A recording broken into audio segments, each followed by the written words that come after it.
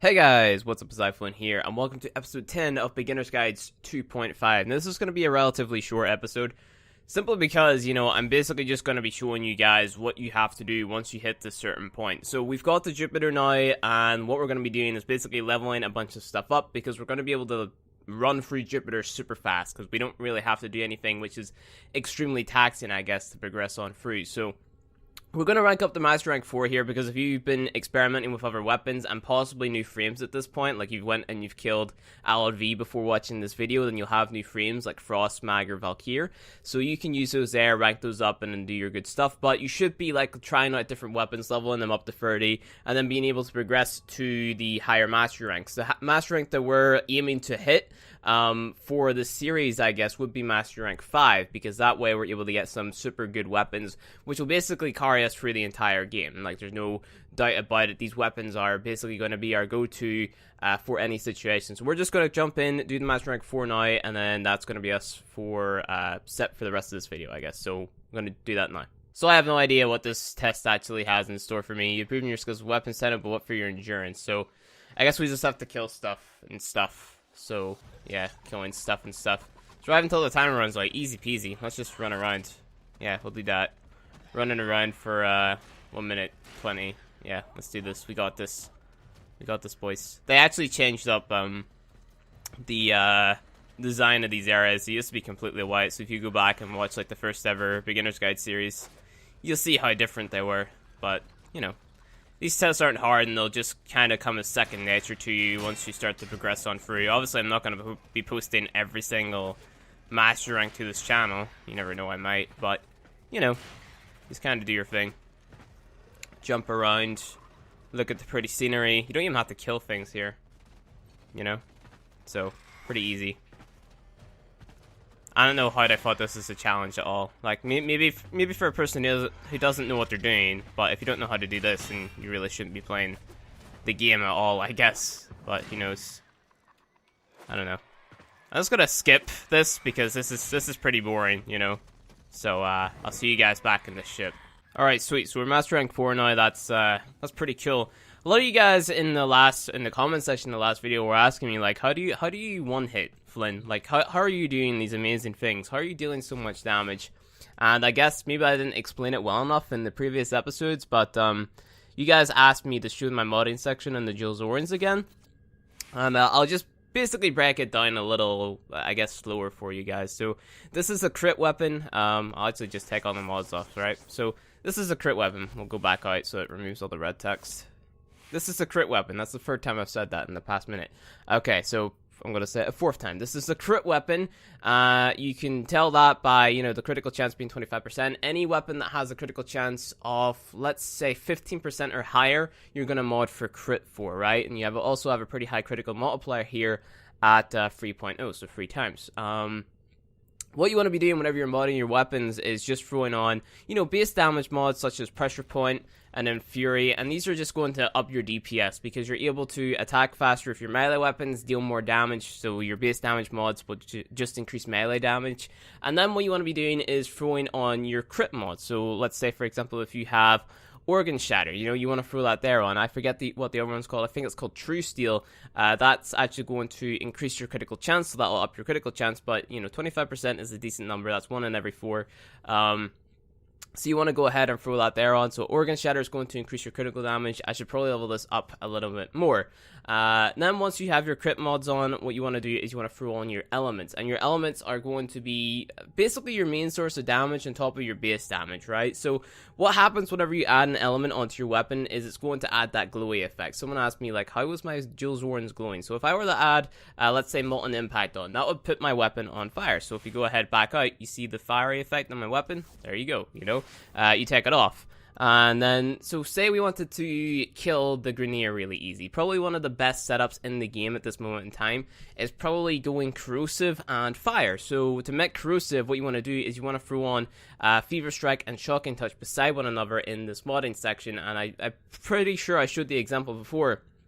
I think it's in a how to mod your weapons video that I made, which showed the order of 1, 2, 3, 4, 5, 6, 7, 8. So from the top left is number 1, and then beside that is 2, and then so on and so forth, 3, 4, 5, 6, 7, 8.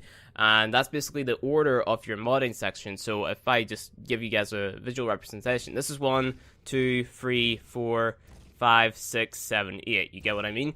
So that's the order of your modding. So if I were to place Fever Strike in slot 2, let's take that for example, and then I were to throw Shock and Touch in slot 3, I would make Corrosive. But if I were to throw Molten Impact into slot 1, I would actually make Gas, because this slot it comes before 3, obviously. So this is going to come into effect before this one, right? So that's what you have to be careful with while you're modding, and especially whenever you're modding for your elements.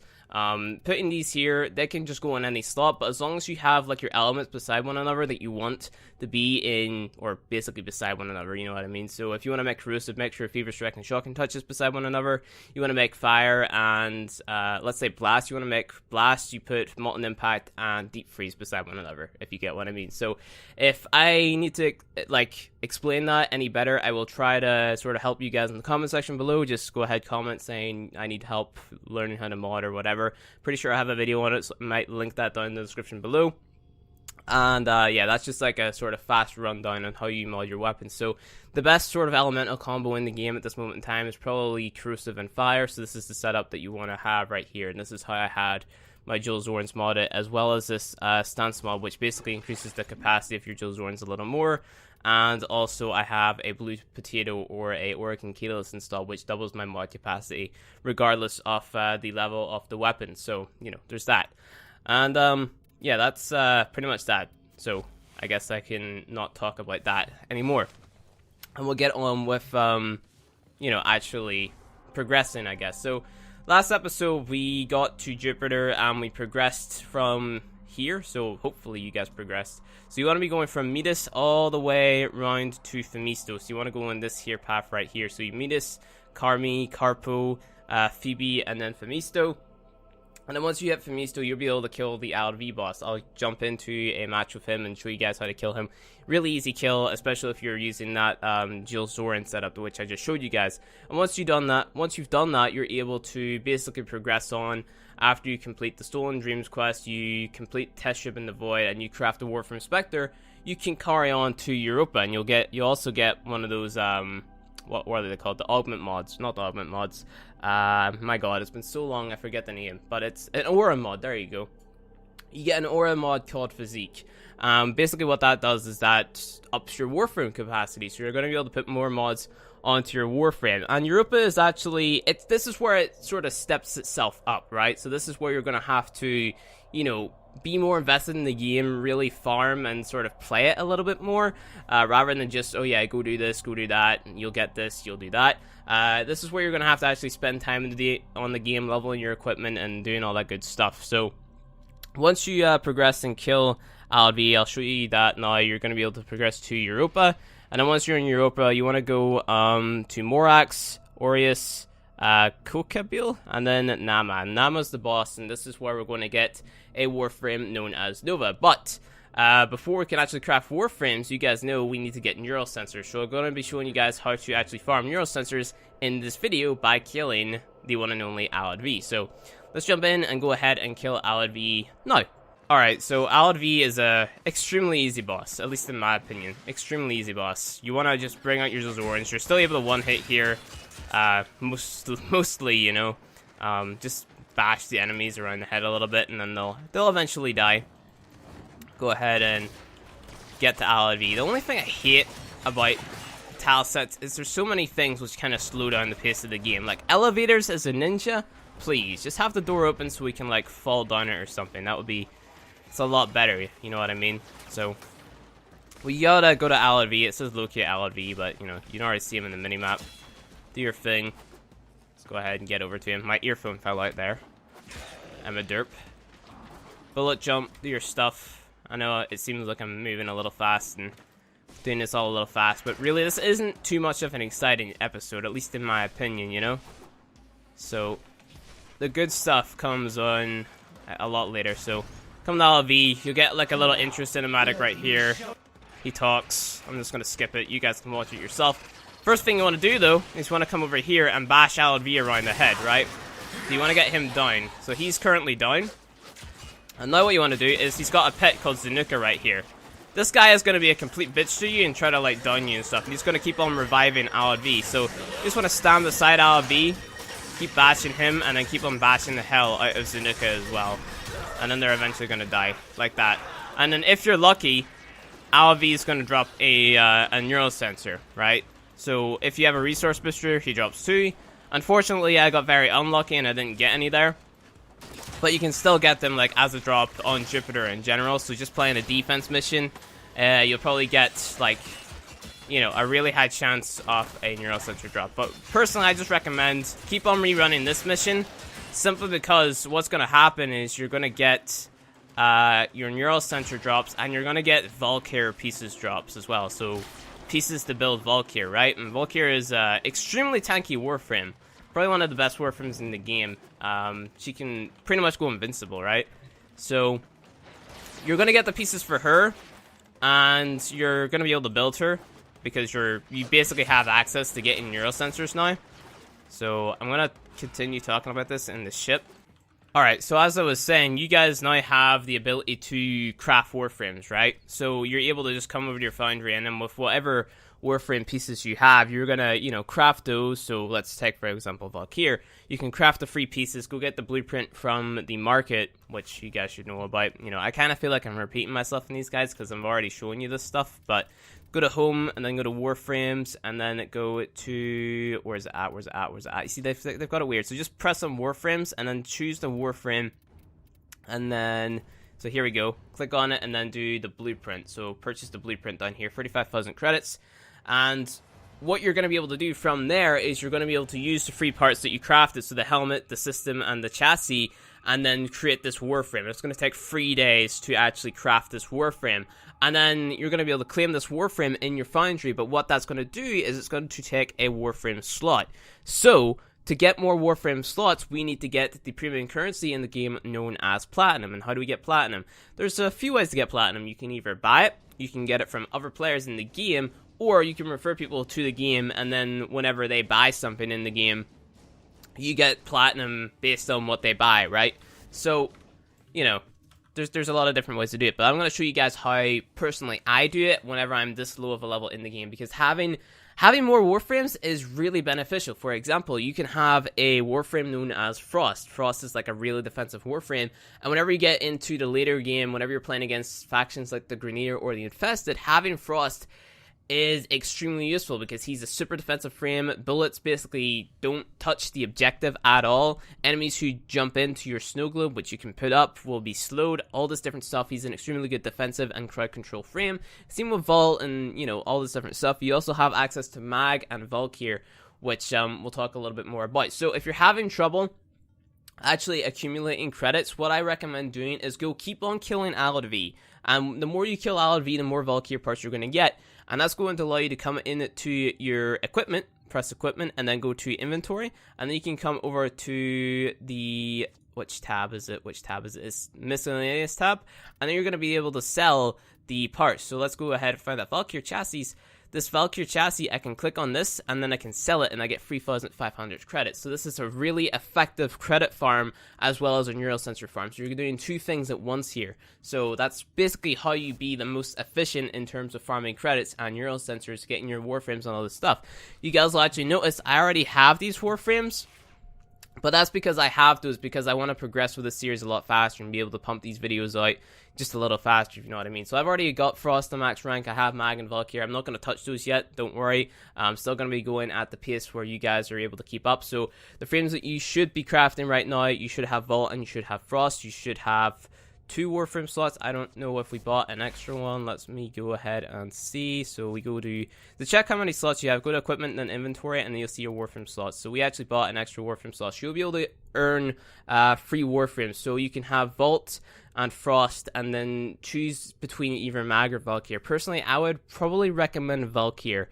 Valkyr and Mag both got reworked not that long ago, so I'm more like knowledgeable about Mag over Valkyr because I don't really play tanky frames that much because it's really not my playstyle. I like more of the caster type frames such as Volt or Frost or whatever.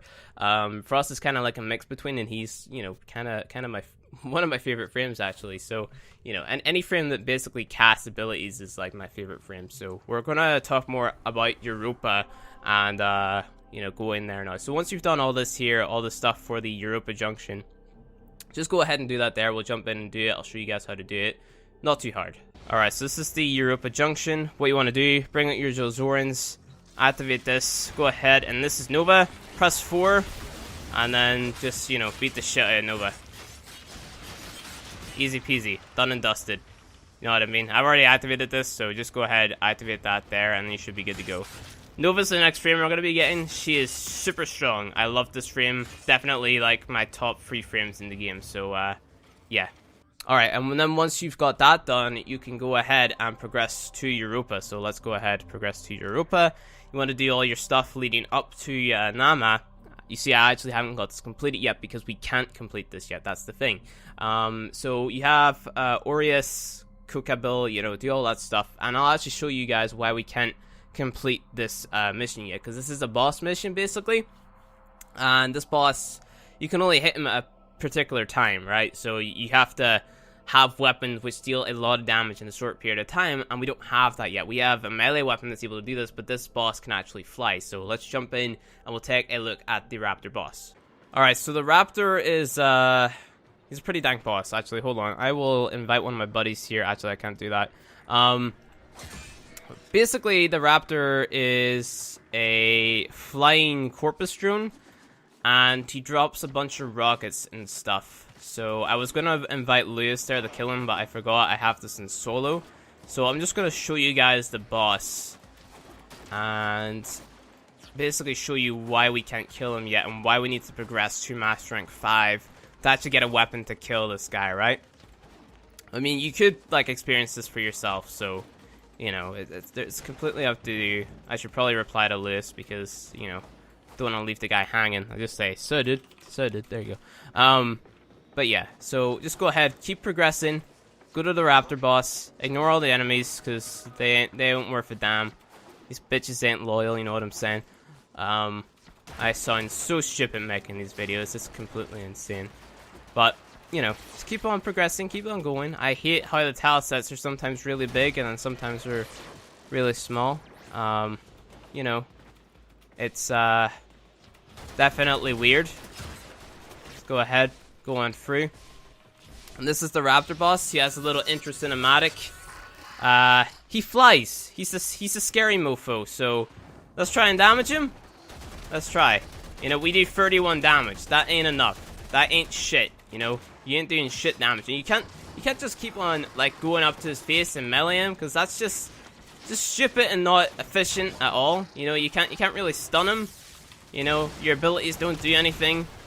All that stuff. It just doesn't work. It doesn't work. So we need to get the Master Rank 5 to get a weapon known as the Tongue Core, and then we're able to blow this bitch out of the water, just like he just blew me out of the water. So yeah, I'm gonna jump back to the ship now, and we're gonna keep progressing. So I'll see you guys back in the ship. So now you kind of see why you can't really just keep on progressing. So what I recommend doing at this point, let's just reply to Lewis. Nice to see you doing some work in these videos, man. Yeah, the Raptor just wrecked us.